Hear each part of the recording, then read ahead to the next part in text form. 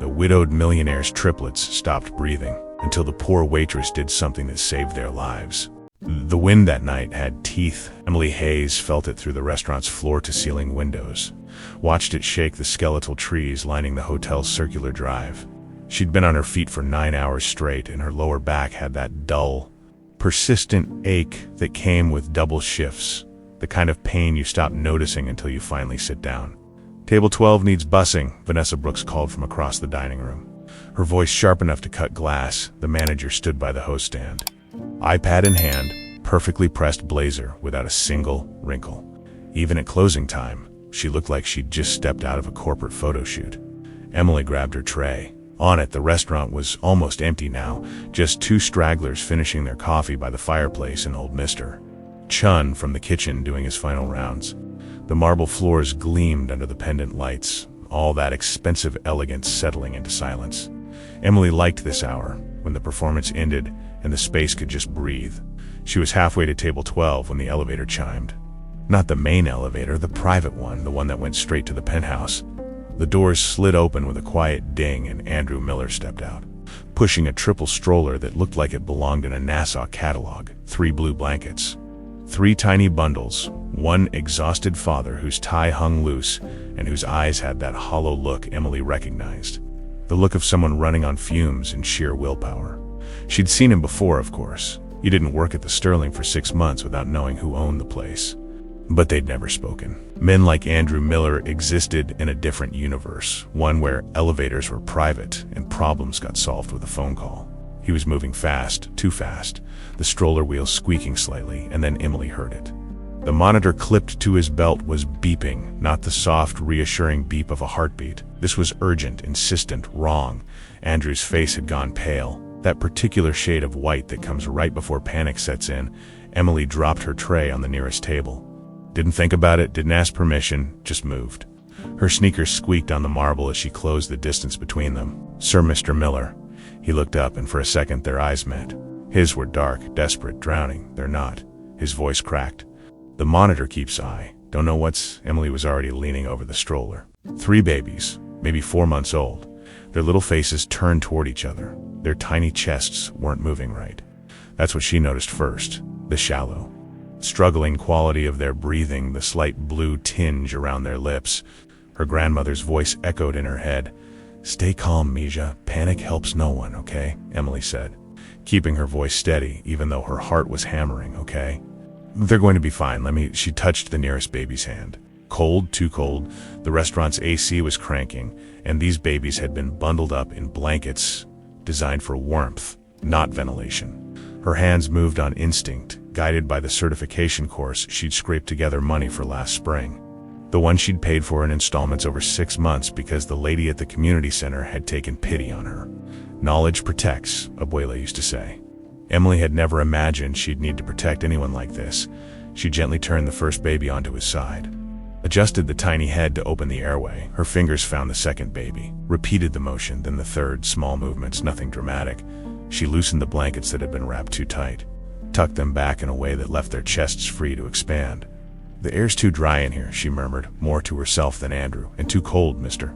Chun." The old cook had appeared at her elbow, drawn by the commotion. "Can you bring warm steam from the kitchen? Just a little, not too hot. And a humidifier if we have one, Mr. Chun nodded and disappeared. Emily kept her hands moving, kept her voice low and steady. She'd learned in training that babies could sense fear, could feel tension in the people around them, so she made herself a pocket of calm, even though she was terrified. "Come on, sweethearts," she whispered. "Come on back to us." The first whimper came maybe 30 seconds later, though it felt like a lifetime. A tiny, indignant cry that was the most beautiful sound Emily had ever heard. Then the second baby followed. Then the third, all of them waking up mad about being disturbed, their little faces scrunching up in outrage. The monitor's beeping shifted, steadied, found its rhythm again. Andrew made a sound, half laugh, half sob. His hand came up to his face and Emily looked away, giving him the privacy to fall apart a little. Mr. Chun returned with a small humidifier from the staff break room and a bowl of warm water with a towel draped over it, creating gentle steam. Emily positioned them carefully near the stroller, not too close, just enough to ease the air around the babies. "They'll be okay now," she said quietly. But you should probably get them checked out tomorrow. Make sure there's nothing else going on." Andrew nodded. Couldn't seem to find his voice yet. That's when Emily heard the click of heels on marble. Vanessa approached with that particular expression she wore when she was about to make something Emily's problem. Her mouth was set in a thin line, and she held her iPad like a clipboard at a tribunal. Emily, not a greeting, an accusation. "Yes." "Ma'am, what exactly just happened here?" Emily straightened, suddenly aware that she'd abandoned her section, dropped a tray, and basically taken over the lobby without asking. Mr. Miller's babies were having trouble breathing. You interfered with a guest's medical emergency without authorization." Vanessa's pen tapped against her iPad screen. "That's a liability issue. They needed help, but what they needed was for you to call 911 and step back. You're not a paramedic, Emily. You're a server." The words landed like a slap. Emily felt her face flush, felt the familiar weight of being small, being nothing, being the kind of person whose knowledge didn't count because her paycheck came in hourly wages. "I have first aid certification," she said, trying to keep her voice level. "I knew what to do. That's not the point." Vanessa made a note on her iPad. "We have protocols for a reason." Andrew finally spoke, his voice rough. "She saved them." Vanessa's expression didn't change. "I'm sure she helped, Mr. Miller. But proper procedure would have been to—" "She saved them," Andrew repeated, firmer this time. He looked at Emily, really looked at her, seeing her maybe for the first time. "Thank you." Emily nodded, not trusting her voice. Vanessa's smile was ice, of course. "We're all glad everything turned out well. Emily, please return to your closing duties." "Mr. Miller, is there anything else the hotel can provide?" The conversation was over. Emily picked up her tray from table 12 and headed toward the kitchen, feeling Vanessa's eyes boring into her back the whole way. Behind her, one of the babies let out a healthy wail, and Emily let herself smile, but in her peripheral vision, she caught Vanessa's reflection in the polished silver of the coffee station. The manager was still watching her, still making notes on that iPad. Emily had learned long ago that some people didn't like being shown up, didn't like when the help knew more than they did, didn't like when the invisible people suddenly became necessary. She had a feeling this wasn't over. The wind picked up outside, rattling the windows like it was trying to get in. The schedule change came 3 days later. Emily found it taped to her locker in the break room, a printed sheet with her name at the top and a completely different set of shifts than what she'd agreed to when she took the job. Gone were her consistent evening slots, the ones that let her work her morning job at the coffee shop across town. In their place, a chaos of split shifts, random afternoons, and one brutal stretch of 4 closing shifts, followed by an opening. She stared at the paper, felt something cold settle in her stomach. "New policy," Vanessa said from the doorway, like she'd been waiting for this exact moment. "Rotating schedules. Keeps everyone fresh." Emily turned. The manager stood with her arms crossed, that same plastic smile from 3 nights ago firmly in place. "I can't work mornings," Emily said carefully. "I have another job. Then you'll need to choose which one matters more." Vanessa's tone was light, conversational, like they were discussing the weather. "We need flexibility from our team members, Emily. Surely you understand that." The unspoken threat hung in the air between them. Comply or leave. Emily thought about her rent, due in 2 weeks. Thought about the electricity bill she'd been stretching across 2 pay periods. Thought about how hard it had been to find even one decent job, let alone 2, I understand, she said quietly. "Wonderful." Vanessa's smile widened. "Oh, and I'll need you to deep clean the espresso machine before you leave tonight. It's been looking a bit neglected." Emily had deep cleaned that machine 2 days ago. It gleamed, of course. Vanessa left, heels clicking away down the hall, and Emily leaned against her locker, pressing her forehead to the cool metal. This was how it started. She'd seen it happen to other people who'd somehow ended up on management's bad side. The slow squeeze, the impossible expectations, the steady erosion of dignity until you quit on your own so they didn't have to fire you. She'd saved 3 babies, and this was her reward, the next shift. Emily arrived to find her section had been changed. Not the prime tables by the windows where tourists lingered and tipped well, but the overflow area near the kitchen doors, the spot where people got seated when everywhere else was full, where they were already annoyed before you even brought water. "Just for tonight," the host said, not quite meeting her eyes. Vanessa's orders, it wasn't just for tonight. By the end of the week, Emily had worked 5 shifts in the bad section, earned maybe half her usual tips, and discovered that somehow her request for next Sunday, off submitted a month ago for her grandmother's birthday, remembrance, had Been lost in the system. I can resubmit it, Vanessa offered, but I can't guarantee approval this late. You should have reminded me, Emily had reminded her twice. She started keeping notes, nothing fancy. Just a small notebook she tucked in her apron pocket. Date, time, incident, a personal record of casual cruelties. March 12, schedule changed without notice. March 14, section moved to kitchen overflow. March 16, time off request, lost. It felt paranoid, documenting everything like this. But her grandmother had taught her that the truth mattered less than what you could prove. On Thursday, Andrew Miller came back. Emily was refilling water glasses when she heard the elevator chime, that same private one. Her pulse quickened before she could stop it, some Pavlovian response to the memory of that night, the monitor beeping, those tiny blue faces. But when Andrew emerged, pushing the NASA stroller, the babies were bright-eyed and babbling. Their cheeks had color, their little hands waved at nothing in particular, and one of them was gnawing enthusiastically on a teething ring. Relief washed through Emily so suddenly she had to pause. Set down her water pitcher before her hands started shaking. Andrew spotted her almost immediately. He changed direction, wheeling the stroller over to the host stand where she stood. "Hi," he said, and there was something different about him today. Less hollow, more present. "I was hoping I'd run into you. How are they?" Emily couldn't help herself. She leaned down slightly, peering at the three little faces. They stared back with that solemn infant curiosity that always made her smile. "Perfect. The pediatrician said we got to them just in time. Any longer," and he stopped, swallowed hard. "Anyway, I wanted to thank you properly. What you did that night. I'm just glad they're okay." Still, Andrew pulled something from his jacket pocket, an envelope. Cream-colored and expensive-looking. "It's not much, but..." "Oh, I can't." Emily stepped back instinctively, hands up. She could feel Vanessa's eyes on them from across the room, could practically hear the notes being made on that ever-present iPad. "Really? I was just doing what anyone would do. Most people wouldn't have known what to do." His voice was gentle but firm. "Please, let me do this." Emily glanced toward Vanessa, who had indeed materialized closer, pretending to inspect a flower arrangement but clearly listening. "The hotel doesn't allow us to accept gifts from guests," Emily said, hating how small her voice sounded. "It's policy." Something shifted in Andrew's expression. He followed her gaze to Vanessa, and Emily watched him put the pieces together, the way she stood too far from him. The nervous edge in her voice, the fact that she wouldn't even take an envelope. "I see," he said slowly. He tucked the envelope back into his pocket. "Well, thank you anyway, Emily." Truly, he left after that. And Emily returned to filling water glasses with hands that trembled slightly. That night, during closing, she found the heavy stockpot. It shouldn't have been in the overhead cabinet all. The heavy equipment stayed in the low drawers for safety reasons. But there it was, a 12-quart stainless steel pot that must have weighed 20 pounds. Balanced precariously on the top shelf, right above the station where Emily prepped her drink garnishes. She stared at it, mental gears turning.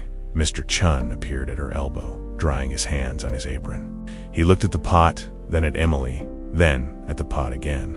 "That wasn't there this morning," he said quietly. "No," Emily agreed. "It wasn't." They both knew who did the mid-shift cabinet reorganization. Vanessa was particular about keeping the storage areas optimized, as she called it. She was the only one with the key to the equipment closet. "You should report it," Mr. Chun said. "Could have hurt someone. Could have hurt me." "You mean the old man's silence was answer enough?" Emily pulled out her notebook, added the entry while Mr. Chun watched. "March 18, heavy stockpot placed in overhead cabinet above my station." "Safety violation you're documenting," Mr. Chun observed. "Just in case." "In case of what?" Emily didn't answer. But they both knew, in case things got worse. In case she needed proof that this wasn't all in her head. In case the invisible cracks she was noticing turned into something she couldn't ignore. She carefully climbed on a step stool and moved the pot to its proper location, muscles straining with the weight. As she lowered it into the drawer, she thought about those babies, how fragile they'd been, how close to the edge, how easy it would be for something terrible to happen if nobody was paying attention. The restaurant settled into its nighttime quiet around her, all gleaming surfaces and expensive silence.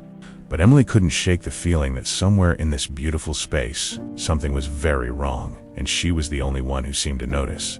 She finished her closing duties, clocked out, and headed for the employee exit. Vanessa was in her office, door half open, the glow of her computer screen illuminating her face. As Emily passed, their eyes met for just a second. Vanessa smiled. Emily didn't smile back. Outside, the wind had picked up again, carrying the promise of rain. Emily pulled her jacket tighter and started the long walk to the bus stop, her notebook tucked safely in her bag, behind her. The Sterling rose into the night sky, all its windows lit like watching eyes. The humidifier disappeared on a Tuesday. Emily knew because she'd watched Andrew request it specifically, standing at the host stand with one of the babies draped over his shoulder, patting the tiny back in that universal rhythm of anxious fathers everywhere. The pediatrician recommended it, he'd told Vanessa, his voice carrying across the dining room for when I bring them down in the evenings. The air in here gets too dry. Vanessa had nodded, made a show of writing it down, of course, Mr. Miller. I'll have maintenance bring one up from storage right away. That was 3 days ago. Emily had seen the humidifier arrive, a sleek white unit that maintenance had placed near the corner booth where Andrew usually parked the stroller. She'd even checked it herself when no one was looking. Made sure it was filled with water and plugged in properly. The next night it was gone. Equipment malfunction, Vanessa explained when Andrew asked about it. Had to send it back. We've ordered a replacement. Should be here next week. But Emily had walked past the storage room that afternoon and seen it, the same unit, tucked behind a stack of folding chairs, perfectly functional. The water reservoir, still half full. She added it to her notebook. March 21. Humidifier removed from floor, currently in storage, working condition. The strange thing was, Andrew kept coming. Every evening around 8, after the dinner rush died down, but before closing. That private elevator would chime and he'd emerge with the babies. Emily wondered about it sometimes, why he didn't just stay upstairs in what had to be a massive penthouse apartment. Why he insisted on bringing 3 infants down to a restaurant. She got her answer from Mr. Chun during a quiet moment in the kitchen. His wife used to manage this restaurant, the old cook said, scraping down his grill, before she got pregnant. This was her place. Emily paused in her task of rolling silverware. What happened to her? Mr. Chun's expression darkened. Complications. After the babies came, she didn't make it. The weight of that settled over Emily like a heavy blanket. She thought about Andrew's hollow eyes that first night. The way he held himself like someone trying not to break. Coming down here wasn't about the babies at all. It was about her, the ghost of a woman who'd walked these floors, who'd probably stood exactly where Vanessa stood now, who'd filled this space with her presence. He was trying to keep her close the only way he knew how, that night. Emily paid closer attention. She watched Andrew settle into his usual corner booth, watched him pull out his laptop and try to work while simultaneously keeping one eye on the babies, who dozed fitfully in their stroller every few minutes. He'd reach over and adjust a blanket or check a forehead with the back of his hand.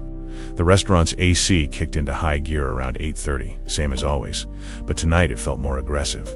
The cold air pouring from the vents like an Arctic blast.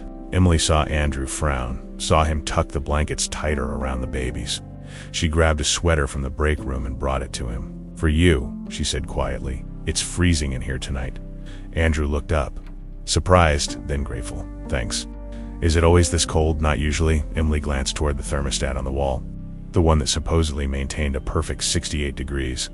Might be worth checking the settings, but when she approached the thermostat later, she found it locked behind a clear plastic case. Only management had the key, and the digital display read a crisp 62 degrees. March 21.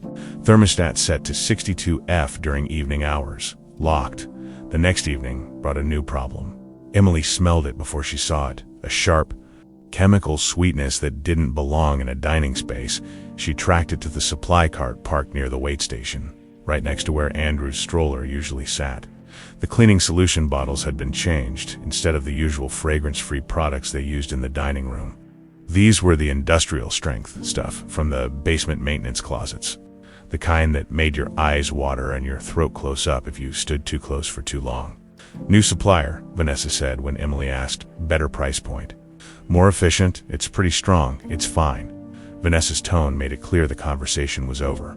Emily moved the cart, not obviously, just shifted it to the other side of the wait station, away from where the babies would be. When she came back from the kitchen 20 minutes later, the cart had been moved back. She shifted it again. It moved back. On the third time, Vanessa caught her. "Is there a problem with the cart placement?"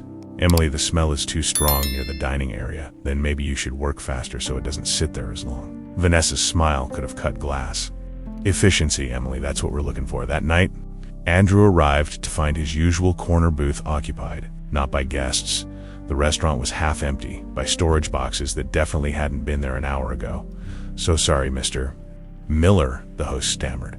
Clearly as confused as anyone, Vanessa said we needed to use that booth for inventory tonight. "But we have a lovely table by the kitchen doors." Andrew's jaw tightened. "That's the loudest spot in the restaurant. It's just for tonight in the end." Andrew took the table, but Emily could see the tension in his shoulders. The way he kept glancing toward the corner booth like it was a piece of his wife he was being denied.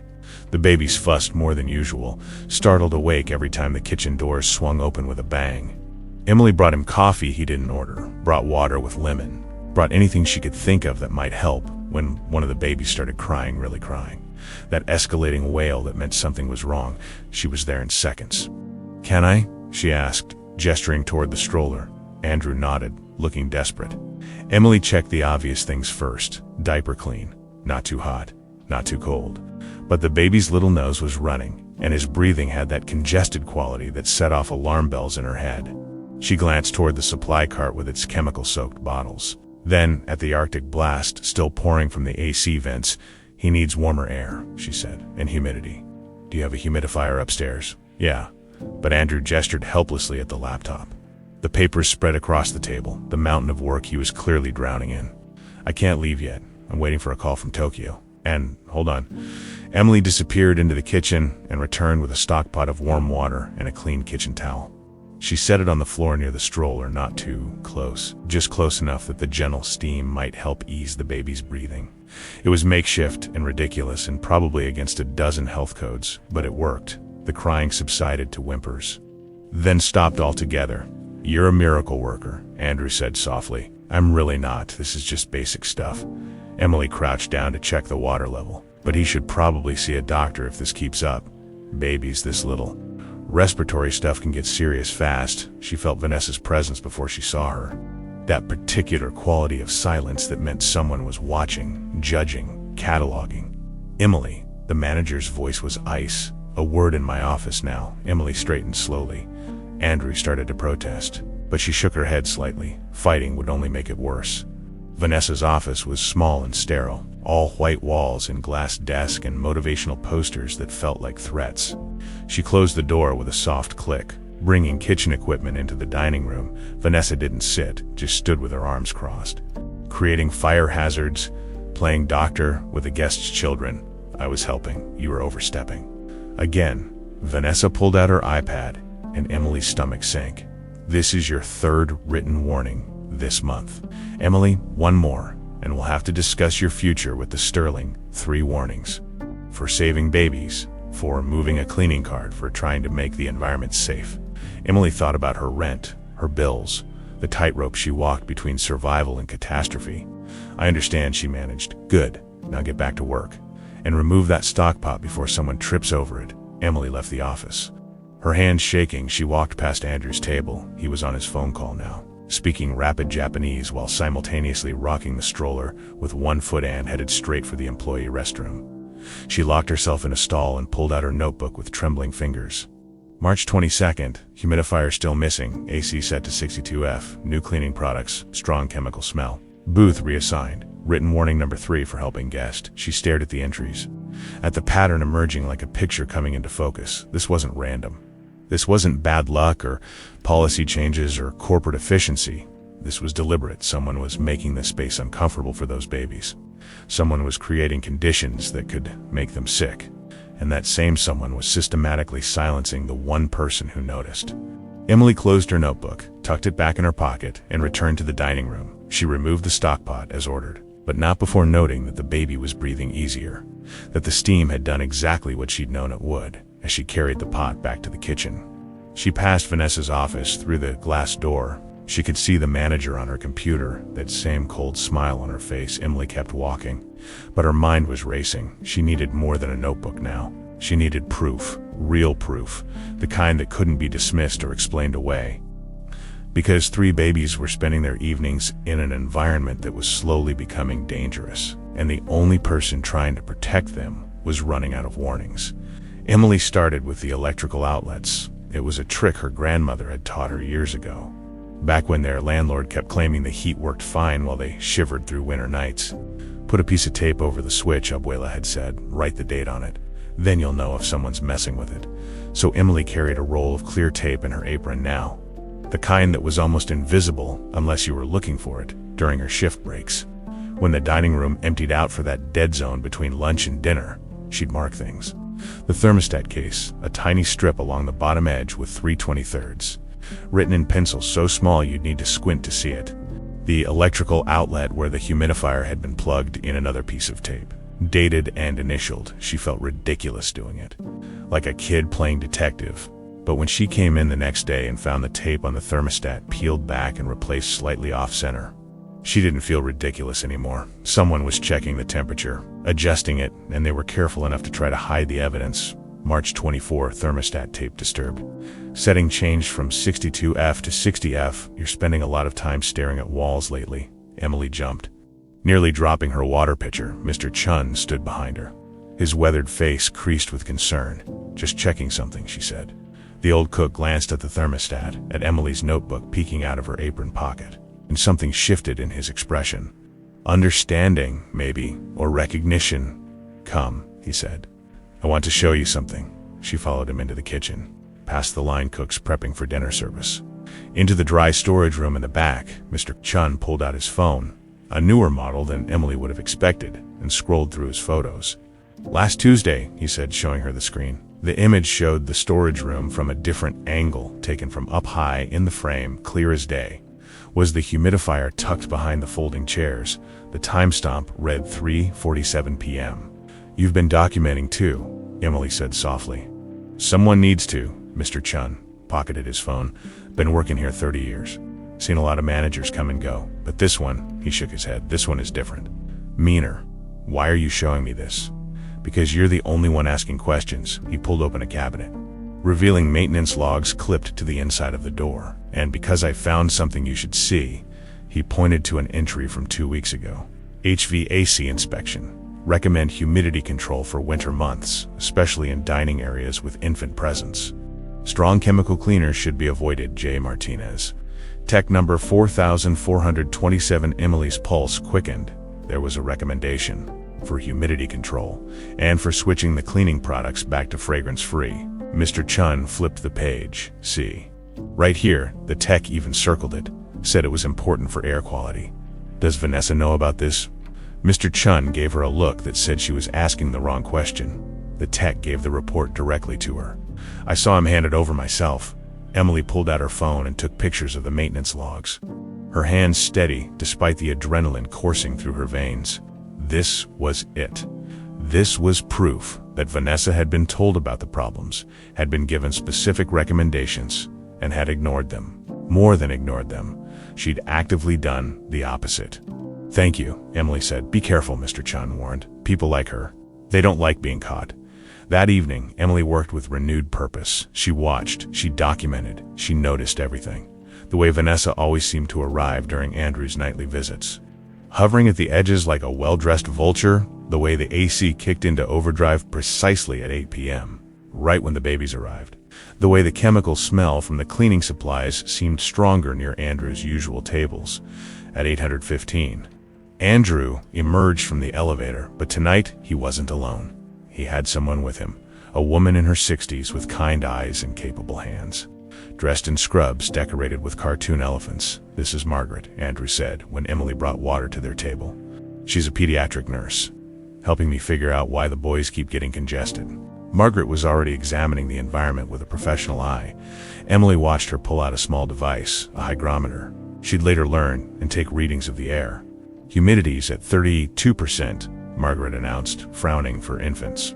You want it between 40 and 60. Anything lower dries out their airways, makes them more susceptible to respiratory issues. The hotel used to have a humidifier down here, Andrew said. Used to, it broke. They're ordering a replacement. Margaret looked skeptical. She moved around the space, taking more readings, and Emily saw her pause near the supply cart. The nurse leaned in, sniffed, and her frown deepened. What cleaning products are you using? She called to no one in particular. Emily approached. They changed suppliers last week. New formula? What's in it? I don't know. Want me to check? Margaret followed her to the cart. Emily pulled out one of the bottles and handed it over. The nurse read the label, her expression growing more concerned with each ingredient. This shouldn't be anywhere near infants, she said flatly. These are industrial degreasers. The fumes alone, she looked at Andrew. How long have they been using this? About a week, Emily supplied quietly. And that's when the congestion started getting worse. Andrew's face had gone pale. Yeah, about a week ago, Margaret pulled out her phone and took photos of the product labels, just like Emily had done with the maintenance logs, 2 people independently documenting the same problems. Emily felt a surge of validation mixed with dread. Mr. Miller, Margaret said carefully, I think you need to talk to management about the air quality in this space. Vanessa materialized as if summoned. Is there a problem? Yes, Margaret said, her nurse voice brooking no argument. The environment in here is unsuitable for infants. The humidity is too low, the temperature too cold, and these cleaning products are respiratory irritants. Vanessa's smile never wavered. We maintain the highest standards of cleanliness. I'm not questioning your cleanliness, I'm questioning your judgment. Margaret held up the cleaning bottle. These products are designed for industrial kitchens, not dining rooms. Especially not dining rooms where babies spend time. I'll look into it, Vanessa said smoothly. Please do. In the meantime, Mr. Miller, I'd recommend keeping the babies upstairs until these issues are addressed. Andrew nodded slowly.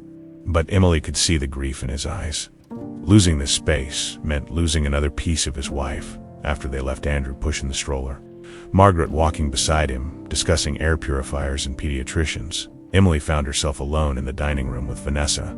That was quite the performance, the manager said. She's a nurse. She was doing her job. And you. Vanessa stepped closer. What exactly are you doing, Emily? Playing advocate, gathering your little evidence. Emily's blood ran cold. I don't know what you mean. The tape. The photos, the notebook. Vanessa's voice was pleasant, conversational. Terrifying. You think I don't notice?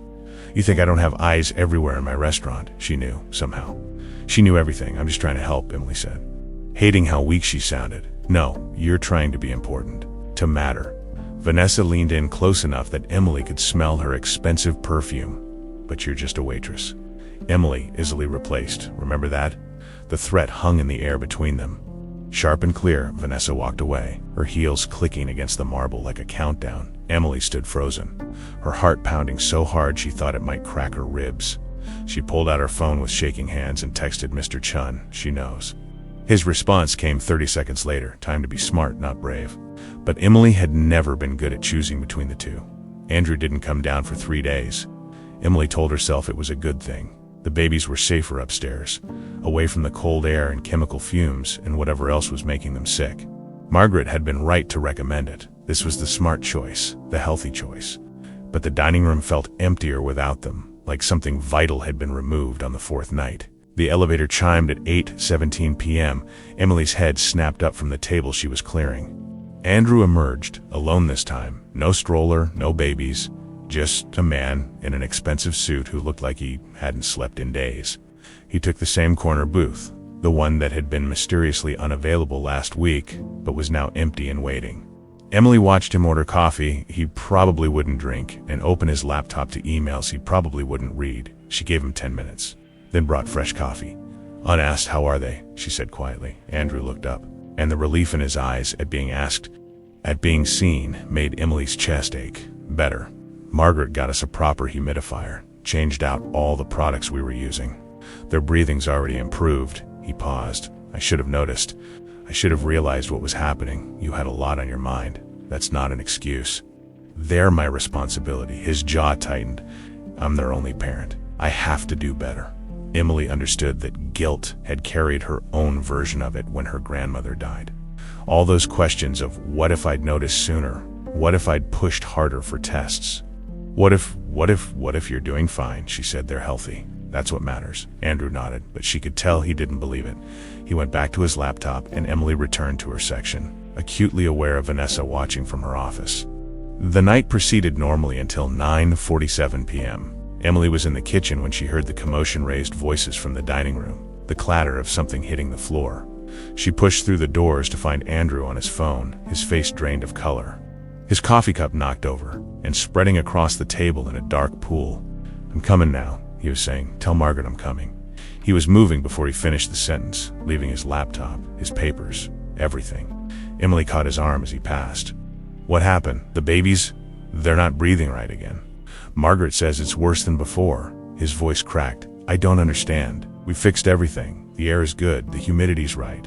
We changed all the products. He was spiraling.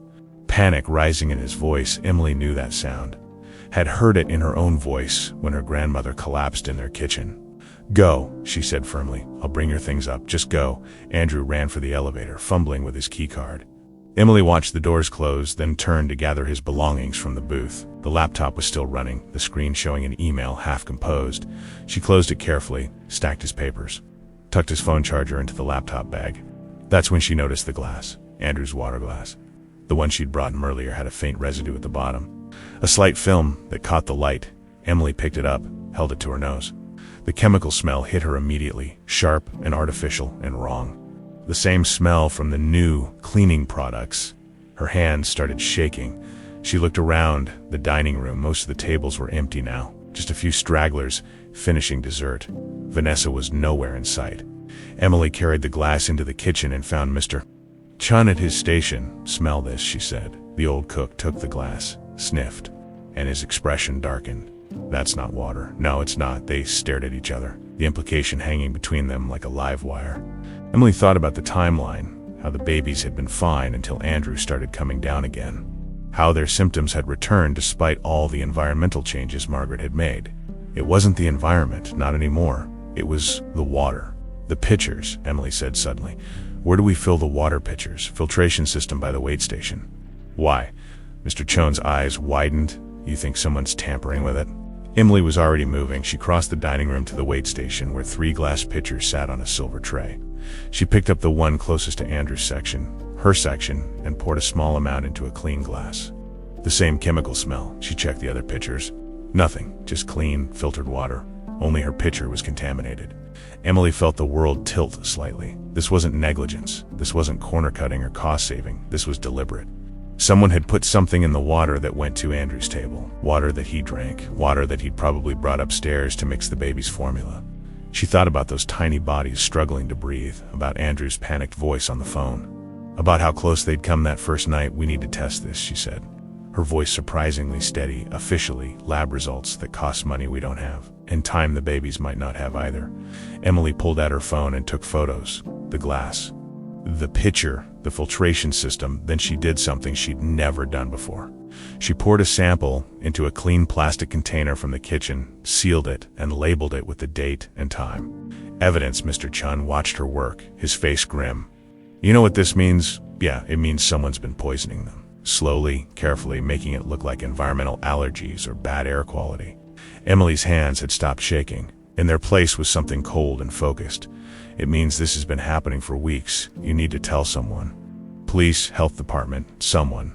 I need proof they can't dismiss. Photos aren't enough. I need. The office door opened. Vanessa emerged, her expression neutral. But Emily saw the way her eyes went immediately to the wait station, to the pitchers. Emily standing there, with her phone out, still here. Emily, the manager's voice was pleasant. Too pleasant. I thought you clocked out 20 minutes ago. Just cleaning up. Emily slipped her phone into her pocket, the sample container already hidden in her apron. Mr. Miller left in a hurry, I heard. Vanessa moved closer, her heels clicking. Such a shame. Those poor babies just can't seem to catch a break. There was something in her tone of satisfaction, almost a smugness that made Emily's skin crawl. Yeah, Emily said carefully, it's strange how they keep getting sick. Even with all the changes, infants are fragile. Vanessa picked up one of the water pitchers, examined it like she was checking for spots. Sometimes they're just not strong enough for this world. The words landed like a physical blow. Emily stared at this woman, this elegant, educated, professional woman, and saw something monstrous underneath. I should go, Emily managed. Yes, you should. Oh. And Emily, Vanessa set down the pitcher. I noticed you've been taking a lot of photos lately. Personal phone use is against policy. I'd hate to have to write you up again. The threat was clear. Stop investigating, stop documenting, stop being a problem. Emily nodded and left, her heart hammering. But tucked in her apron, sealed and labeled, was the water sample, and in her phone were photos that told a story. She just needed someone to listen outside. The night air was cold and clean, nothing like the recycled atmosphere of the restaurant. Emily pulled out her phone and called the only person she could think of who might have the resources to help. It rang 4 times before Andrew answered, his voice rough. "Hello, Mr. Miller. It's Emily Hayes." From the restaurant, she took a breath. "I think I know why your babies keep getting sick. But I need you to trust me, and I need you to not drink any water from the restaurant." "Not anymore. Not until we figure this out." There was a long pause. "Tell me everything," Andrew said, and she did. The written warning appeared in Emily's locker the next morning. She stared at it, her hands numb from the cold walk to work, her eyes struggling to focus on the words. Insubordination, unauthorized communication with guests, violation of personal phone use policy, effective immediately. You were placed on probationary status pending review. Probationary status meant one mistake, any mistake, and she was done. Emily folded the paper carefully and tucked it into her bag next to the water sample she still hadn't figured out how to test. Andrew had listened last night, had promised to look into it, but she hadn't heard from him since. For all she knew, he'd decided she was crazy. A paranoid waitress with a conspiracy theory. Maybe she was. "You okay, Jessica?" one of the other servers stood in the doorway of the break room. She was young, maybe 20. Still knew enough to smile at customers like she meant it. "Fine," Emily said. "Vanessa's been asking about you. Wanted to know if you came in early. If you went near the wait station." Jessica's voice dropped. "I told her I hadn't seen you, but what's going on?" Emily wanted to explain. Wanted to show her the notebook, the photos, the sample. Wanted to say, "I'm trying to protect 3 babies from someone who's poisoning them," but the words stuck in her throat. Too big and terrible to say out loud. "Nothing," she said instead. "Just some scheduling mix-ups." Jessica didn't believe her. Millie could see it in her eyes, but the girl nodded anyway and left. Nobody wanted to get close to someone Vanessa had marked. Emily understood that she'd have done the same thing 6 months ago. The morning shift crawled by. Emily worked her tables mechanically, smiling at tourists and business people while her mind spun through possibilities. She needed the water tested. But labs cost money she didn't have. She needed to prove Vanessa was behind it. But how? She needed Andrew to believe her, to act, to use his resources and his power to. Her phone buzzed. A text from an unknown number. "Loading dock, 2 p.m. Come alone." Emily glanced at the clock. 1:47 p.m. She finished clearing table 8. Told the host she was taking her break, and slipped out through the kitchen. The loading dock was empty except for Andrew, who stood next to a black SUV looking like he hadn't slept. The babies weren't with him. Emily felt a spike of worry. "How are they?" she asked. "Margaret's watching them. They're stable, but..." He ran a hand through his hair. "I had the water tested. Rush job. Cost a fortune. But I needed to know." Emily's pulse quickened, and Andrew pulled out his phone, showed her an email from a testing lab. Emily scanned the technical language, the chemical compounds, the analysis. Her high school chemistry wasn't great, but she understood enough. "Trace amounts of industrial cleaner," Andrew said quietly. "The same stuff from those bottles you photographed. Not enough to cause immediate harm, but with repeated exposure, especially for infants." He couldn't finish the sentence. The confirmation should have felt like victory. Instead, Emily just felt sick. "It was only in the picture from your section," Andrew continued. "I brought in samples from all over the restaurant. Clean water everywhere else. Just yours." She knew which tables you'd be at. Emily said, "I'm always assigned to that section when you come down." "Who's she?" "Vanessa." Emily pulled out her phone. Showed him the photos, the maintenance logs, the timeline she'd built. She removed the humidifier even though it worked. She changed the temperature settings against recommendations. She switched to harsh cleaning products after being specifically told not to. And now this? Andrew stared at the evidence, his expression darkening with each photo. "Why, what reason could she possibly have? I don't know. Control? Maybe she doesn't like being contradicted. When I helped the babies that first night, I made her look incompetent. And you?" Emily hesitated. "You're the owner. She can't fire you or intimidate you, but she can make you uncomfortable enough to leave. By poisoning my children." The words hung in the air, stark and terrible. "We need to go to the police," Emily said. "With what, photos and a water test? Any lawyer would tear this apart in minutes. We need more. We need a caught in the act, or we need a confession. Or we need..." Andrew stopped, his jaw tightening. "I need you to keep working there." Emily's stomach dropped. "What? I know what I'm asking, but if you quit now, she wins, and we lose our only eyes on the inside." Andrew's voice was urgent. "Desperate. I'm bringing in a private investigator. Installing cameras in the public areas. But that takes time. And in the meantime, I keep serving poisoned water. No, God, no, I'm shutting down those water stations. Claiming it's for maintenance, the whole restaurant switching to bottled water as of tonight." He met her eyes. But I need you there, watching, documenting. Can you do that? Emily thought about the warning in her locker. Thought about Vanessa's threats, the isolation, the constant fear of losing her job. Thought about how much easier it would be to just walk away. Then she thought about 3 babies struggling to breathe. I'll do it, she said. But if anything happens, if she escalates, you call me immediately. I don't care what time it is. Andrew handed her a business card with a personal number written on the back. And Emily, thank you. I know this isn't fair to ask. It's not about fair. Emily pocketed the card. It's about doing what's right. She returned to work through the employee entrance. Her break time nearly expired. Vanessa was waiting in the hallway. Enjoy your break, the manager asked pleasantly. Just needed some air. I noticed you left through the kitchen. That's not the designated break route. Emily's heart hammered. But she kept her voice steady. The dining room was busy. I didn't want to walk through with customers present. How thoughtful. Vanessa stepped closer, Emily, I've been thinking about your future here at the Sterling. About whether it's really the right fit. I like working here, do you? Because from where I'm standing, you seem distracted, troubled, like your mind is somewhere else. Vanessa's smile was sharp. People who aren't fully committed tend to make mistakes, and mistakes can be dangerous in our industry. The threat was barely veiled. Emily forced herself to meet the manager's eyes, to not look away, to not give her the satisfaction. I'm committed, she said. We'll see. That night, Emily worked her shift in a fog of anxiety. The bottled water had appeared as promised. Andrew worked fast when motivated, and Vanessa had made a show of, complaining about the supply chain issues that necessitated the change. But Emily caught the manager watching her, caught the calculation in those cold eyes. At 10:30 p.m., during final closing duties, Emily found herself alone in the dining room. Vanessa had left early, claiming a headache.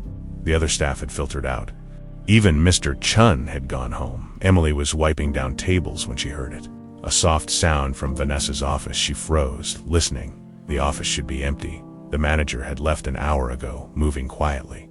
Emily approached the office door. It was cracked open. Just slightly through the gap, she could see someone at Vanessa's desk, illuminated by the computer screen. Not Vanessa. A man in maintenance coveralls. Someone Emily had never seen before. He was going through files, photographing documents with his phone. Andrew's investigator, Emily, started to back away, not wanting to blow his cover. When her phone buzzed, loud, piercing in the silence, the man's head snapped up. Their eyes met. And that's when Emily saw the employee badge clipped to his coveralls. Not an investigator, maintenance supervisor. Someone who would have access to the water systems, the HVAC, the equipment storage. Someone who could make things disappear or malfunction or become dangerous without anyone questioning it. Someone working with Vanessa. He moved fast, but Emily was faster. She ran for the exit, her feet sliding on the polished marble. Behind her, she heard him curse. Heard his heavy footsteps pounding after her. She hit the employee door at full speed, burst into the service corridor, and nearly collided with Andrew Miller, who was coming in through the loading dock entrance. Emily, what run? She gasped. The maintenance man appeared in the doorway behind them, and Andrew didn't ask questions. He grabbed Emily's hand and they ran together. Through corridors Emily had walked 1,000 times, but which now felt like a maze. They burst out into the parking garage, into Andrew's waiting SUV. Drive, Emily shouted. Andrew drove. They were 3 blocks away before Emily could breathe again. Before the adrenaline stopped screaming through her veins, she looked at Andrew, saw her own shock reflected in his face. What just happened? He asked. I think, Emily said slowly. We just found out Vanessa's not working alone. They ended up at an all-night diner 6 miles from the Sterling. Sitting in a corner booth while a tired waitress refilled coffee, neither of them was drinking. Emily's hands had stopped shaking, but barely. She kept replaying the scene, the man in Vanessa's office, the chase through the corridors, the look on his face when he'd spotted her. Not anger, something colder, calculation. His name is Dennis Carver, Andrew said, scrolling through his phone. Maintenance supervisor. Been with the hotel for 8 years, clean record, good references. No red flags. He looked up. Until tonight. What was he looking for in her office? I don't know. But whatever it was, he didn't want anyone seeing him find it. Andrew set down his phone. I'm calling the police and tell them that we saw an employee in his supervisor's office after hours. He'll say he was fixing something or looking for paperwork. Or any of a dozen explanations that sound perfectly reasonable, so we do nothing. Emily thought about the water sample, the photos, the notebook full of observations that proved nothing on their own. Thought about Vanessa's threats and Dennis Carver's cold eyes and the babies who kept getting sick despite everyone's best efforts. "No," she said slowly. "We'd do something smarter." She pulled out her phone and opened the photos she'd taken weeks ago, the maintenance log with the HVAC recommendations. The one Mr. Chun had shown her. She zoomed in on the technician's signature, J. Martinez, tech number 4427. The original HVAC report recommended humidity control and fragrance-free products, Emily said. But the report Vanessa filed with hotel management was different. Someone altered it. If we can find the original, the real one, we can prove she knowingly ignored safety recommendations. The technician would have a copy, exactly. And maintenance records are usually backed up with the service company, not just kept in-house. Andrew was already dialing. At 11:47 p.m. on a Thursday, Emily didn't expect anyone to answer. But apparently when you owned a hotel chain, people took your calls at any hour. "This is Andrew Miller from the Sterling." "Yes. I need the original service report from your EVSHE inspection on March 10th. Tech 4427, J. Martinez. I understand it's late, but this is urgent, health and safety issue. Tomorrow morning is fine. Email it to me the moment you have it." He hung up and met Emily's eyes. "They'll send it by 8 a.m. That gives us the environmental negligence. But it doesn't explain the water contamination. That's the part that's criminal. Unless," Andrew said slowly, "Dennis has access to both the cleaning supplies and the water filtration systems." The pieces started clicking together in Emily's mind. Vanessa created the unsafe environment, the cold, the dry air, the harsh chemicals that made the babies uncomfortable. Made Andrew less likely to bring them down, but wasn't enough to cause real harm. It was Dennis who'd taken it further. Dennis who had the technical knowledge to contaminate a water system in a way that looked accidental. Why would he help her? Emily wondered aloud. Money, leverage, maybe she has something on him. Andrew pulled up Dennis's employee file on his phone, one of the perks of ownership. He makes $48,000 a year, supports 2 kids from a previous marriage. Child support payments are substantial, so he's vulnerable. Desperate, maybe. Desperate enough to poison children for a payoff. The waitress returned with more coffee, and they fell silent until she left. The diner was nearly empty, just a truck driver at the counter and a couple of teenagers sharing fries. Normal people living normal lives, unaware that 6 miles away, something rotten was happening in a 5-star hotel. "I need to go back," Emily said. "Absolutely not, Andrew. He saw me. If I don't show up for my shift tomorrow, that's suspicious. It confirms I was somewhere I shouldn't have been, doing something I shouldn't have done." Emily leaned forward. "But if I go back like nothing happened, act normal, keep my head down, he could hurt you. Not in front of witnesses, not during business hours." Emily wasn't sure she believed that. But she needed Andrew too. "I'll be careful. I'll stay in public areas, and the moment I find anything at all, I'll call you." Andrew looked like he wanted to argue, but something in Emily's expression must have convinced him. Or maybe he just recognized the futility of trying to talk someone out of doing what they knew was right. "Even when it was dangerous, you keep your phone on you at all times," he said finally. "Speed dial. I'm 10 minutes away. Maximum. And if anything feels wrong, not dangerous, just wrong, you leave. Deal." They sat in silence for a moment, and then Andrew said, "Why are you doing this, really? You could walk away, find another job." "This isn't your problem," Emily thought about the question. Thought about her grandmother, who'd crossed a border with nothing but determination and a baby on her hip. Who'd worked 3 jobs to keep Emily fed and safe. Who'd taught her that you don't look away when someone needs help, even when helping is hard. "Because if I walk away," Emily said quietly, "I have to live with knowing I could have stopped it and didn't. And I'm not sure I could live with that." Andrew nodded slowly. "My wife would have liked you." The observation hung in the air between them, tender and sad. Emily thought about the woman she'd never met, the one who'd managed this restaurant, who'd filled this space with her presence, the one Andrew was trying so hard to keep alive through his nightly visits. "I wish I could have met her," Emily said. She would have had Vanessa fired within a week. A ghost of a smile crossed Andrew's face. Sarah didn't tolerate people who put profit over safety. She used to say that hospitality meant caring for people. Actually caring, not just performing care. She sounds like she was amazing. She was. Andrew's voice roughened. She would have known what to do about all this. She always knew what to do. Emily reached across the table and squeezed his hand. Brief and sisterly, "We'll figure it out." Together, they left the diner as dawn started breaking over the city. painting the sky in shades of pink and gold. Andrew dropped Emily at her apartment, a studio in a building that had seen better decades, waited until she was safely inside before driving away. Emily stood at her window, watching his taillights disappear, and felt the weight of what tomorrow would bring. She'd be walking back into the Sterling, back into Vanessa's crosshairs, back into a situation that had already escalated from neglect to poisoning to. What came next? She pulled out her notebook and added a new entry.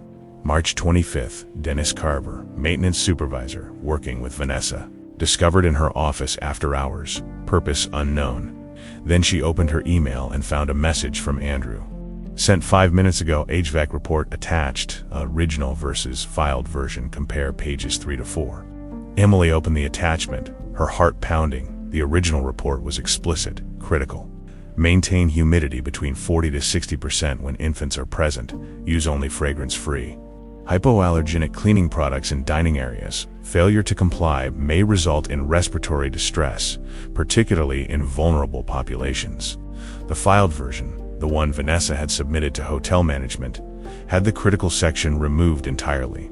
In its place, standard maintenance recommendations, no urgent action required. She'd altered an official safety document, put it in writing, left a trail.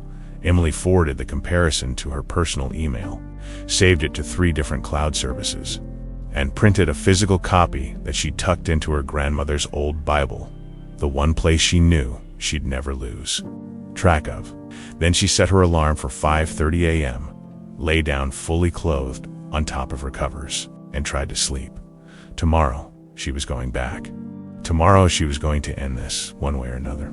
Emily walked into the Sterling at 2:47 p.m., 3 minutes before her shift started. Vanessa was at the host stand, reviewing reservations with the afternoon manager. She looked up as Emily approached, and their eyes met for a fraction of a second. Something flickered in the manager's expression, surprise maybe, that Emily had come back at all. Emily, Vanessa said pleasantly, right on time. How refreshing, ma'am. Emily clocked in, her hands steady despite the adrenaline humming through her veins. The shift began normally. Tables filled with the usual afternoon crowd, business lunches running late, tourists taking a break from sightseeing, hotel guests who'd wandered down from their rooms. Emily took orders, delivered food, smiled until her face hurt. Dennis Carver appeared around 415. He was checking the water filtration system at the wait station, or pretending to. Emily watched him from across the dining room, watched the way his hands moved over the equipment with practiced familiarity. He hadn't acknowledged her presence, hadn't even glanced in her direction, but he knew she was there. She could feel it in the tension of his shoulders, the deliberate casualness of his movements.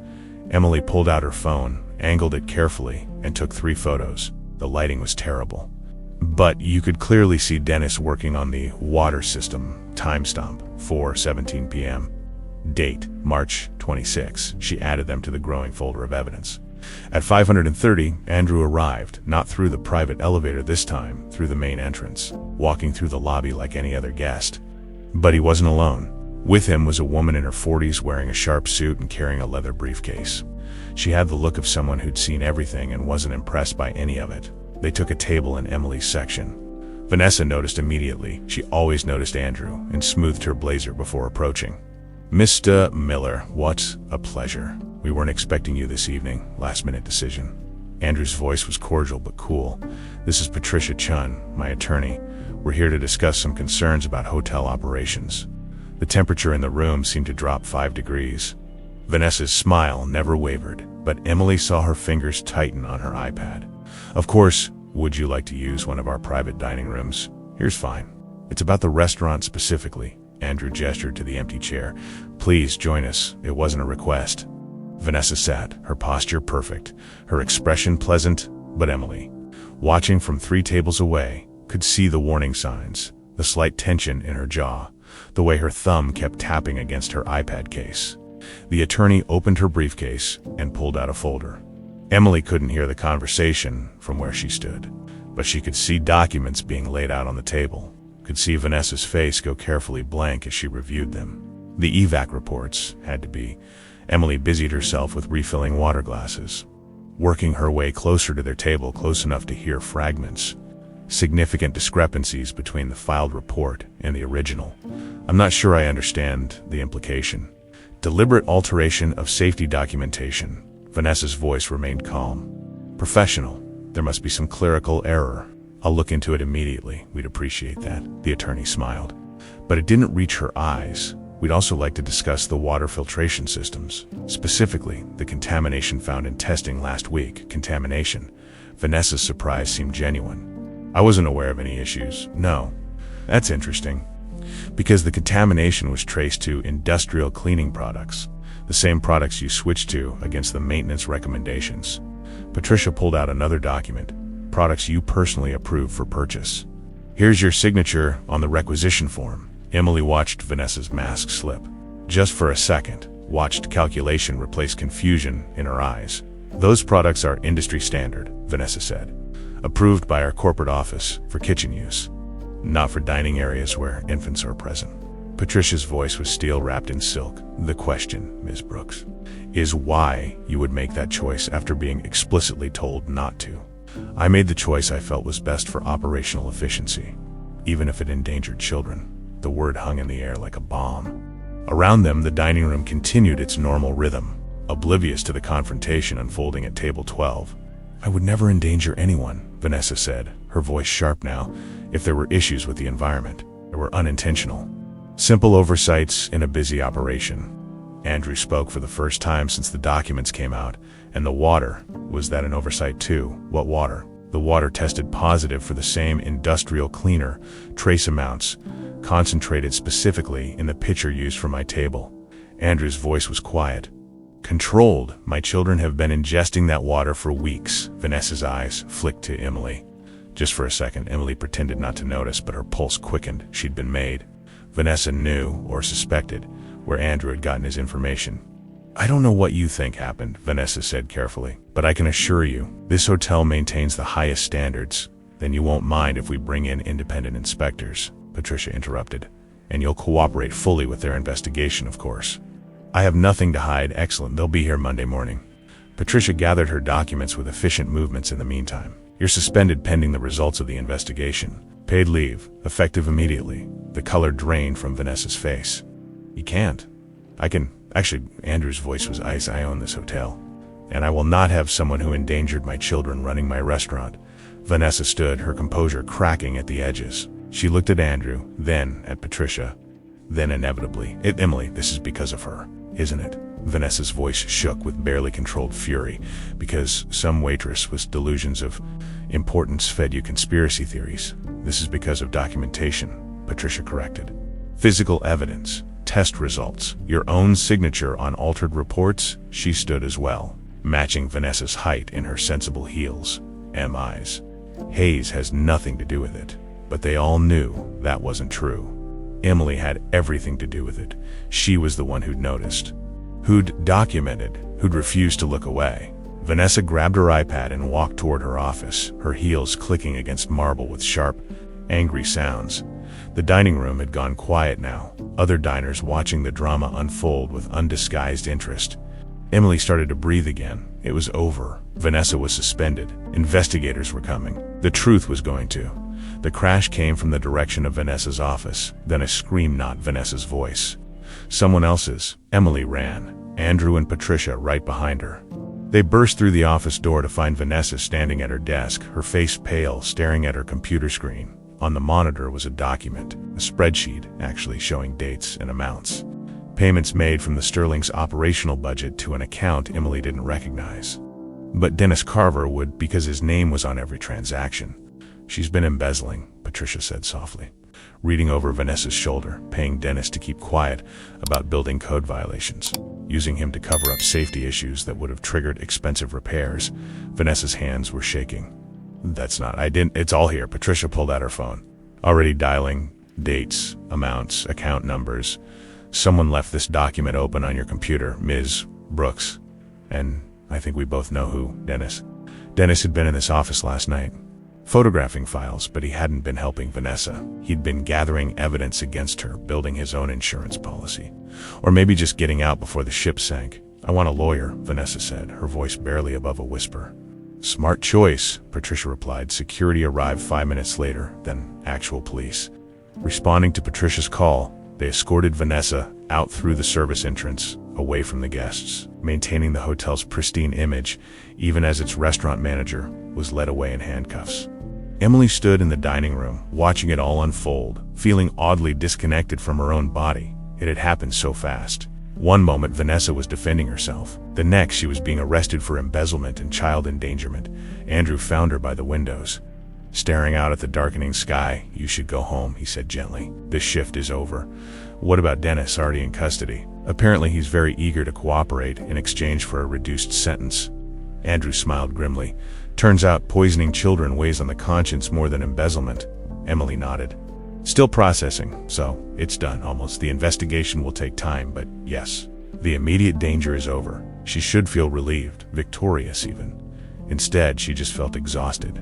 "Thank you," Andrew said, "for everything, for noticing what no one else saw, for caring when you didn't have to." Emily met his eyes. "They were just babies.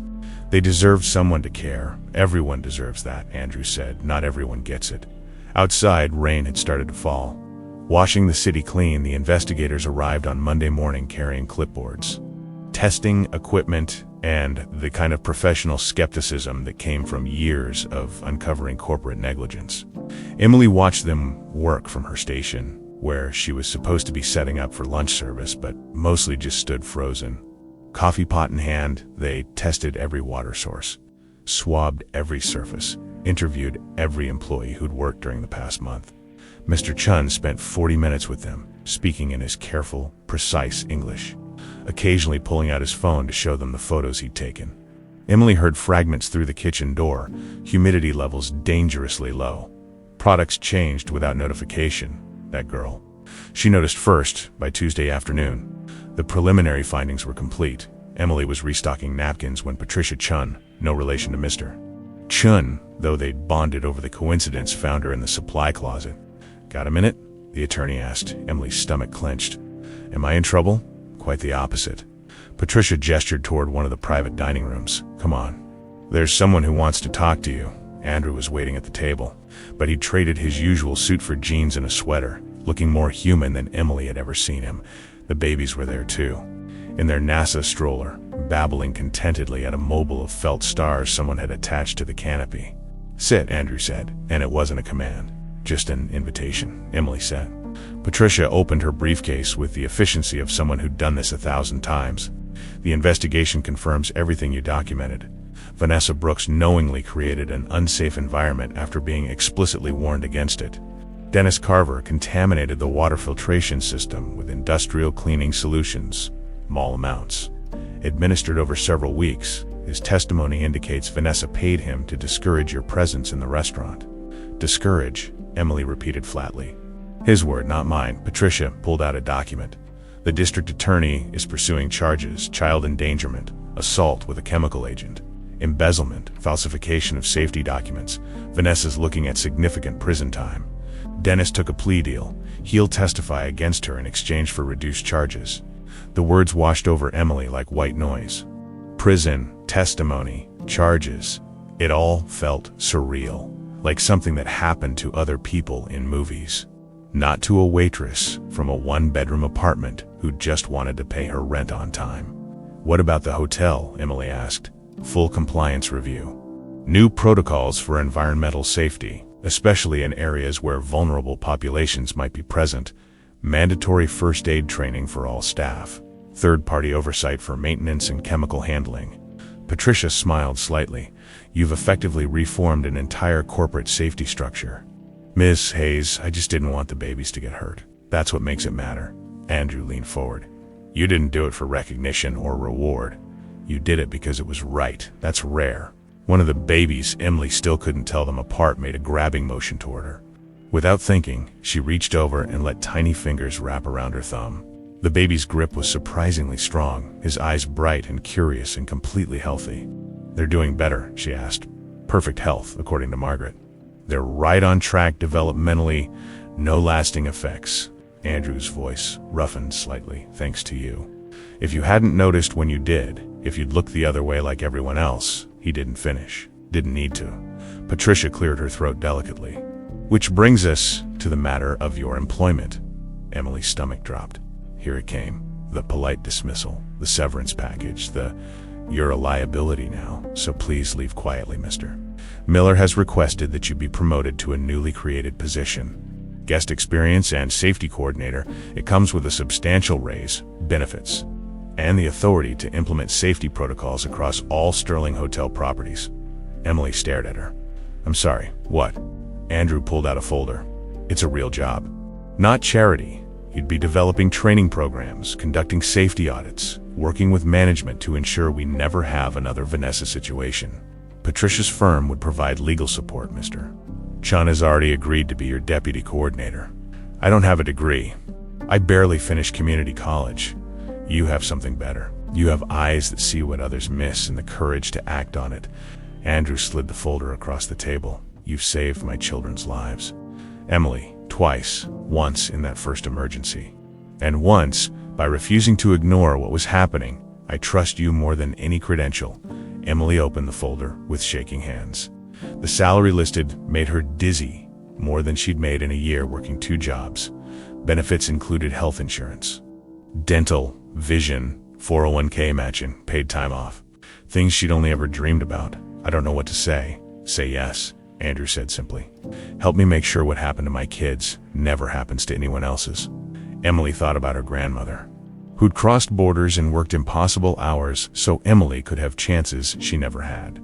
Thought about all the times Abuela had said, when God opens a door, Mia, you walk through it. Yes, Emily said, I'll do it. The relief on Andrew's face was palpable. He stood, extended his hand, and they shook on it. A formal gesture that felt like the start of something important. Patricia handed her another set of documents. Personnel will need these by Friday. And Emily, you'll be working closely with Mr. Miller on this. I hope that's not a problem. Not at all, Emily said, and meant it. Over the next week, the changes came fast. Vanessa's office was cleaned out, her belongings packed and held as evidence. A new restaurant manager was brought in, a woman named Claire, who'd worked her way up from dishwasher and had a reputation for running the tightest, safest kitchen in the city. She and Emily bonded immediately over their shared intolerance for cutting corners. Dennis Carver's testimony hit the local news. Hotel employee poisons owner's children made for dramatic headlines, though most of the coverage focused on Vanessa's embezzlement rather than the systematic endangerment. Emily declined all interview requests. This wasn't about her story. It was about making sure it never happened again. Mr. Chun got his promotion too. Deputy coordinator came with a raise and an office next to Emily's new workspace. Their first act was to institute monthly safety audits and create an anonymous reporting system for staff who noticed problems. No one should be afraid to speak up, Emily told Claire during their first coordination meeting. Fear is how this happened in the first place, agreed, Claire said. In my kitchen, you see something wrong. You say something, no retaliation, no questions asked. We'll implement that hotel-wide. The protocols rolled out over 3 weeks. Training sessions for all staff, new equipment, updated reporting structures, emergency response drills. The Sterling became the model for hotel safety, other properties in the chain asking to replicate their systems. And through it all, Andrew kept coming to the restaurant. Not every night anymore. Margaret helped him establish better work-life boundaries, but several times a week. He'd bring the babies down during the quiet hours, not to the corner booth though. That space held too many ghosts, too many painful memories. Instead, he'd take the table by the windows, where afternoon light poured in like honey and the babies could watch the world go by. Emily would bring him coffee, and they'd talk about the new protocols, about the baby's latest milestones, about everything and nothing. It wasn't romance. Not yet, maybe not ever, but it was friendship, built on shared trauma and mutual respect, and some days that felt like enough. On Friday evening, as Emily was finishing her first week in the new position, Andrew found her in her office reviewing safety reports. Brought you something, he said, setting down a white box. Inside was a nameplate, Emily Hayes, guest experience and safety coordinator. It's official now, Andrew said. Your management. Emily ran her fingers over the engraved letters. Still not quite believing any of this was real. Thank you, she said quietly, for seeing me. For believing me, thank you for not giving up, Andrew replied, even when it would have been easier. Through the office window, Emily could see the dining room filling with evening guests. Her dining room now, her responsibility. The thought was terrifying and exhilarating in equal measure, but she was ready 6 months later. The garden was finished. Emily stood at the entrance to the Sterling's newly renovated atrium, taking in what they'd built together. Sunlight poured through the glass ceiling, warming the space without overheating it. A state-of-the-art climate control system maintained perfect temperature and humidity, monitored in real time by sensors that sent alerts if anything drifted out of range. Plants lined the perimeter, chosen specifically for their air-purifying properties and hypoallergenic nature. And, in the center, on a soft foam mat surrounded by age-appropriate toys, 3 babies explored their world with the fearless curiosity of children who'd never known danger. "They're getting big," Mr. Chun observed, appearing at Emily's elbow with 2 cups of tea. He'd taken to the deputy coordinator role like he'd been born for it. His decades of quiet observation finally given voice and authority. 10 months old today, Emily accepted the tea gratefully. "Andrew says they're starting to pull themselves up on furniture. He's baby-proofing the penthouse, and you're helping him." Emily felt her cheeks warm. I offered some suggestions. From the safety training, Mr. Chun's smile was knowing but kind. He'd watched the friendship between Emily and Andrew develop over the past months, the way they progressed from professional collaboration to coffee meetings to Andrew asking her opinion on everything from teething remedies to grief counseling, the way Emily had started staying late, not because she had work to do, but because Andrew would bring the babies down and she couldn't quite bring herself to leave. "Just suggestions," Mr. Chun echoed. Of course, the atrium had been Andrew's idea, born from a conversation 3 months ago when Emily mentioned how much the babies seemed to love natural light. Within a week, he'd hired architects. Within a month, construction began. The old storage area had been transformed into a family-friendly space where hotel guests with children could relax without worry, where every detail had been designed with safety and comfort in mind. The plaque near the entrance read, "The Sarah Miller Family Garden, where every child is protected, valued, and free to grow." Emily had cried when she first saw it, still teared up sometimes when she read it. Ms. Hayes, Emily turned to find a young woman in a hotel uniform, one of the new hires from the latest round of training. "Yes, there's a issue with the humidity sensor in the main dining room. It's showing a reading below threshold. Show me." They walked together through the hotel. The young woman, Jessica, her name tag read explaining the problem. Emily listened. Asked questions, taught without lecturing. This was her job now. Noticing problems before they became crises. Empowering staff to speak up. Creating systems that protected rather than punished. The sensor was malfunctioning, not the actual humidity level. Emily showed Jessica how to verify using the backup gauge, how to log the maintenance request, how to document everything. The girl took notes with the earnestness of someone who understood that details mattered. "You're good at this," Jessica said as they finished. "I had good teachers." Emily thought of her grandmother, of Mr. Chun, of all the people who'd shown her that caring was a skill you could develop. "And I made mistakes while learning. That's okay. Mistakes are how we get better, as long as we learn from them." When Emily returned to the atrium, Andrew had arrived with a canvas bag slung over his shoulder, and Margaret trailing behind him with a diaper bag.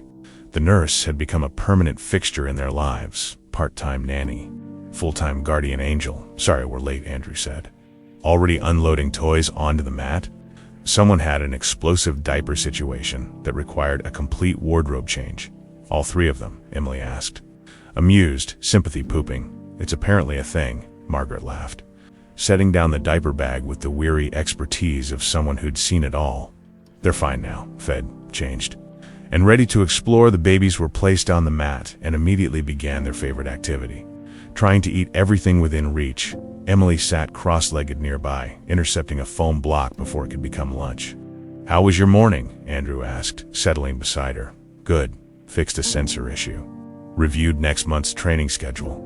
Had a video call with the Boston property about implementing our protocols." Emily smiled. "They want me to fly out next week to lead the first session. You should go." "You're good at this," that's what Jessica said. Jessica's smart. Andrew reached over to steady one of the babies who was attempting to stand using Emily's knee as leverage, though. She's got nothing on her coordinator. 6 months ago, Emily would have deflected the compliment, would have diminished her own accomplishments, made herself smaller to fit other people's expectations. But she'd learned something in the aftermath of Vanessa's arrest, in the building of new protocols, in the slow reconstruction of her own confidence. She was allowed to be good at things. She was allowed to take up space. "Thank you," she said simply. They sat in comfortable silence, watching the babies play. One managed to grab a toy giraffe and immediately tried to share it with his brother by bopping him on the head. Margaret intervened with practiced efficiency. "I have something for you," Andrew said, pulling an envelope from his canvas bag. Emily's stomach clenched, old instincts dying hard. Envelopes still meant bad news in her nervous system, but when she opened it, she found a certificate, pediatric first aid and CPR certification, advanced level, sponsored by the Sterling Hotel Group, the course you took before, the one you paid for in installments, Andrew said. "I thought you might want the advanced version. Fully paid, no installments required. The company will cover any continuing education you want." Emily stared at the certificate, her eyes stinging. "This is too much. It's not enough. Nothing I could give you would be enough for what you did." Andrew's voice was gentle. "But it's a start. Knowledge protects, right? That's what you told me your grandmother used to say." "Yeah," Emily managed she did. "Then let's make sure you have all the knowledge you need." Margaret cleared her throat delicately. "I'm going to grab coffee." "Did anyone want anything? We're good," Andrew and Emily said simultaneously, then laughed. Margaret left with a knowing smile, and suddenly the atrium felt smaller, more intimate. Just Emily and Andrew and 3 babies who'd brought them together through crisis and kept them connected through healing. "Can I ask you something?" Andrew said. "Of course, that night when you first helped them. When you didn't think twice about dropping everything and just acting. Why, you didn't know me. You didn't owe us anything." Emily thought about the question. Thought about her grandmother's hands, rough from decades of work, always ready to help a neighbor. Thought about all the times people had helped her when they didn't have to. The kindnesses that had kept her afloat, because they needed help, she said finally. "And I could give it, that's all the reason I needed." Andrew was quiet for a moment. "Then my wife would have said the same thing." "You talk about her more now," Emily observed. "That's good. Therapy helps. And time," and he paused. "And having people around who make it feel okay to remember her without drowning in it." One of the babies crawled over and pulled himself up using Andrew's leg. Standing on wobbly legs with a triumphant expression, Andrew scooped him up, kissed his forehead. And the love in that simple gesture made Emily's heart ache in the best possible way. "You're a good father," she said softly. "I'm trying. Some days are harder than others." Andrew looked at her over the baby's head. "But it helps having you around. Knowing they're in a place where someone actually sees them, actually cares, it means everything." Emily felt something shift in her chest, something warm and terrifying and hopeful all at once. This wasn't where she'd expected her life to go. 6 months ago, she'd been a waitress working 2 jobs, invisible and exhausted. Now, she had a career, a purpose, and maybe, possibly, if she was brave enough to reach for it, something more. "I'm not going anywhere," she said, and meant it. The afternoon stretched into evening. Golden light filling the atrium as hotel guests came and went. Some stopped to watch the babies play, others to ask Emily questions about the space. Each time, she explained patiently, the humidity controls, the air filtration, the careful selection of every material to ensure maximum safety. This was her legacy now, not just saving 3 babies once, but creating systems that would protect countless others. Not just noticing danger, but building structures that prevented it. When Margaret returned to collect the babies for their evening routine, Andrew lingered. "Dinner?" he asked. "There's a new place downtown I've been wanting to try." "Like dinner, Emily asked, her heart hammering. "Or working dinner?" Andrew smiled. "The real one, the one that crinkled his eyes and made him look younger." "Like dinner, if you want." Emily thought about all the reasons to say no. The power dynamics, the history, the complications. Thought about playing it safe, keeping things professional, not risking what they'd built. Then she thought about her grandmother's voice. "When God opens a door, Mia, you walk through it. I want," Emily said, "I really want." Outside, the city was settling into its evening rhythm. Inside, the atrium's climate control hummed softly, maintaining perfect conditions. The monitors showed green across the board temperature. Humidity, air quality, all exactly where they should be. Everything in its right place, everything safe, everything, finally, as it should be. Emily followed Andrew toward the exit, her new nameplate catching the light, her certification clutched in her hand. Her future stretching out before her like an unmarked road full of possibilities. Behind them, the atrium's plaque gleamed, where every child is protected, valued, and free to grow. And for the first time in longer than she could remember, Emily could breathe freely.